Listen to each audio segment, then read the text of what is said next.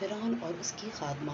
حضور اکرم صلی اللہ علیہ وآلہ وسلم شب معراج میں بیت المقدس کی طرف جاتے ہوئے مصر کے قریب ایک مقام سے گزرے تو انہیں نہایت ہی اعلیٰ اور زبردست خوشبو آنے لگی۔ آپ صلی اللہ علیہ وسلم نے حضرت جبرائیل علیہ السلام سے پوچھا کہ یہ خوشبو کیسی ہے؟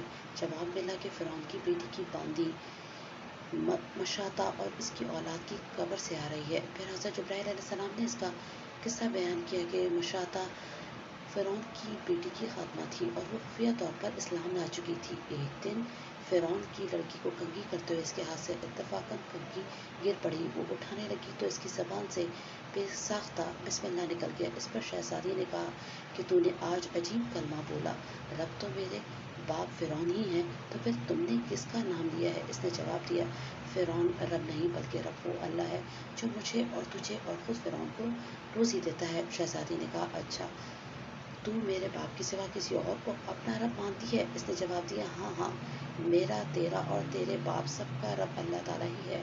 شہزادی نے اپنے باپ سے کہلوایا۔ وہ سخت غضبناک ہوا اور اسی وقت اسے برسر دربار بلوا بھیجا اور کہا، کیا تو میرے سوا کسی اور کو رب اپنا مانتی ہے؟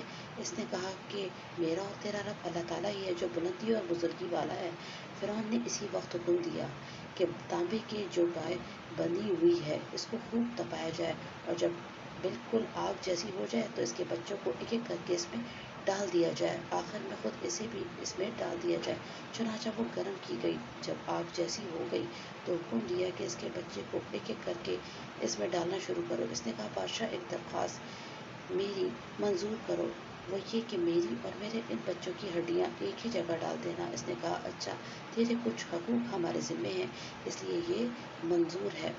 اس کی دونوں بچیاں اس کی آنکھوں کے سامنے اس میں ڈال دی گئیں اور وہ فوراً جل کر راکھ ہو گئے۔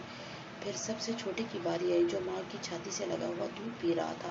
فرعون کے سپاہیوں نے اسے گھسیٹا تو اس نیک بندی کی آنکھوں تلے اندھیرا چھا گیا۔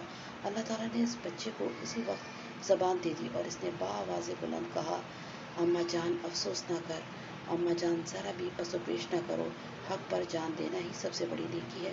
چنانچہ انہیں صبر آ گیا۔ اس بچے کو بھی آگ میں ڈال دیا گیا اور آخر میں ان کی ماں کو بھی اسی آگ میں جلا کر مار دیا۔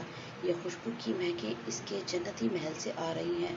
سبحان اللہ۔ یا رسول اللہ